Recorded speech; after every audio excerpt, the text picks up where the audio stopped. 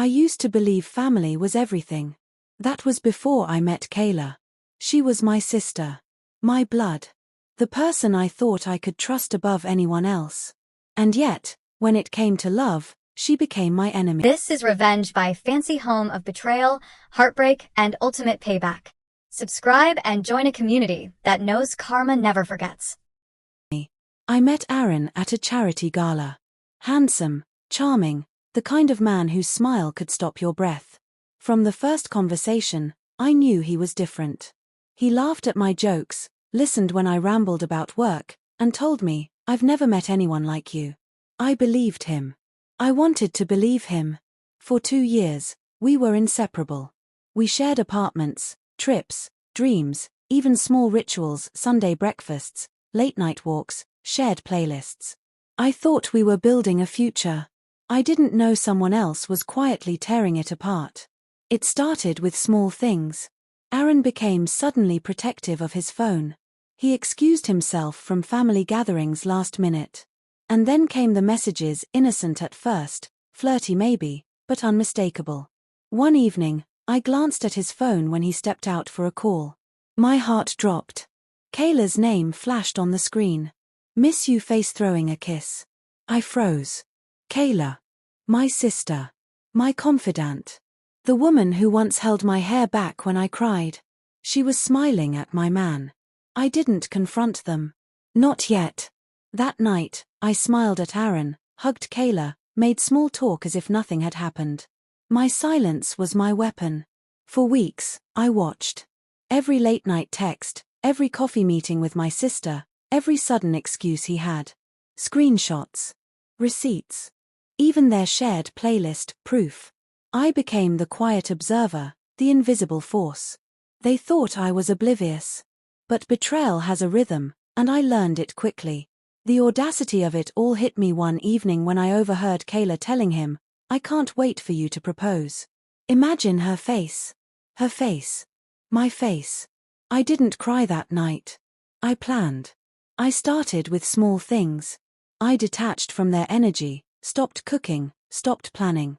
I focused on my work, finances, and mental space. I reminded myself, love might be fragile, but power is not. Aaron had no idea how deeply I could strategize. Kayla had no idea how carefully I could play the long game. I documented every move, every indiscretion. It wasn't about proof for others, it was about clarity for me. I journaled every night. Every hurt. Every thought. Every plan. I began imagining my life if I reclaimed control, if I didn't just react, but built something untouchable. While they plotted, I expanded. I invested in my career, moved into a new apartment closer to work, and focused on my passions. Yoga in the mornings, late-night writing, dinners with friends who made me laugh until my stomach ached. I reconnected with myself. At work, I stepped into bigger projects. I started mentoring younger women quietly, offering advice on confidence and boundaries. Each success felt like a small victory over the betrayal I endured. And still, I played the perfect sister. Kayla believed I was blissfully unaware. Aaron believed I was helplessly devoted. I smiled at their arrogance. Then came the engagement. Aaron got down on one knee. Kayla's eyes sparkled. My stomach twisted, but my face stayed calm. I clapped. I smiled. I said congratulations. Inside, I was furious. But outwardly, I was untouchable. When they asked me to be Kayla's bridesmaid, I laughed quietly to myself. A storm was coming, and I would be calm at the center of it. Wedding planning began. I played the part perfectly, supportive, loving, the good sister. I offered advice, helped choose the flowers, organized invites. But behind my serene smile, I mapped every move, every slip-up. I found loopholes in contracts. I suggested vendors with subtle, advantageous clauses. I made sure every element was carefully controlled. Kayla and Aaron were building their perfect wedding, but I was quietly ensuring I remained untouchable. Every interaction became a chess match. I learned their rhythms, schedules, patterns. I knew when Aaron would call, when Kayla would text, and when the smallest slip could unravel their carefully constructed world. I started planting seeds of doubt.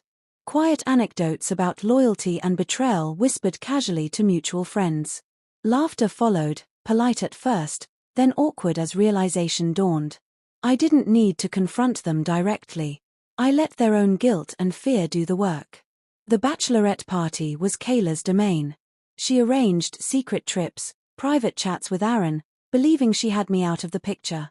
But I was always present, always observing. I didn't interfere. I just recorded, documented, and memorized every gesture, every slip of tone, every word spoken. Then came the discovery I'd been waiting for. While Kayla left her phone unattended, I found a message from Aaron. I can't stop thinking about her.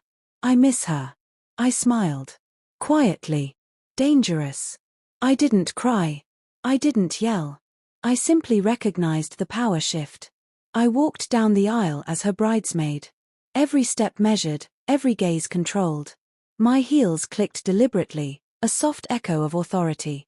I looked at Aaron. He avoided my eyes. He knew. The ceremony passed. Glasses clinked. To everyone else, I was the perfect sister. But in a casual conversation with a mutual friend, I mentioned a story, Kayla's betrayal, packaged as a funny family anecdote. Laughter, polite at first, then uncomfortable as realization hit. Aaron froze. Kayla's smile faltered. And just like that, I reclaimed my power. I didn't need to ruin the wedding. I didn't need chaos. I simply reminded the universe and them that betrayal has consequences. As they danced, I slipped out. I had my own life to build, a new path to walk, and a heart I would guard fiercely. By the time the honeymoon ended, Aaron's attempts to call me went unanswered. Kayla tried to reach out. I blocked her. Months later, a friend whispered, "Aaron keeps asking about you. He's different. Quiet. You broke him in ways he didn't see coming." I didn't smile. I didn't laugh. I felt peace. Not revenge, not anger. Peace. I focused on my career. Expanded my circle. Traveled. Invested in myself. I built a home that was mine in every sense, filled with light, laughter, and luxury that matched the woman I had become. I began mentoring young women on love, trust, and boundaries. I taught them 2 lessons: never mix love with control, and document everything. One day, at a women's empowerment conference, I saw them in the audience. Aaron looked exhausted, Kayla nervous. I didn't flinch. I didn't react. I was untouchable. Life went on. My business thrived. Friends called me lucky. I smiled quietly, letting the world admire my calm. I looked in the mirror one evening and whispered. They tried to take my man, my trust, my sisterhood, but I took myself back. Months later, I ran into a mutual friend who said, "Aaron's trying to find peace. He keeps saying he made mistakes." I didn't respond. I didn't need to. I had my own kingdom. My own joy. My own life. Then came the unexpected. I was invited to speak at a women's empowerment summit. The topic: rebuilding after betrayal. On stage, I told my story. The room fell silent. When I said, "My sister took my man. But I took back everything that mattered, my peace, my power, my life," the applause was deafening. I realized something vital. Revenge had transformed into purpose. My glow-up wasn't just cosmetic or financial, it was emotional, mental, and spiritual. Months later, I received an email from Aaron. Subject line: "Thank you. I wanted you to know I'm sorry. You were right about everything. Losing you was the lesson I needed to grow. I hope you're happy now." I typed one line back. "I am." Then I pressed send. For the first time in years, I slept peacefully. A year later, my business expanded into multiple cities. I hired a team, built a mentorship program, and started speaking to women around the world about self-respect, boundaries, and empowerment. Every achievement, every glowing review, every smile in my apartment reminded me, I didn't just take back control. I rebuilt my life. I rebuilt myself. And every night, when the world is quiet, I whisper. They tried to take my life, my love, my trust. I took it back and then I made it untouchable. Peace, after all, is the ultimate revenge.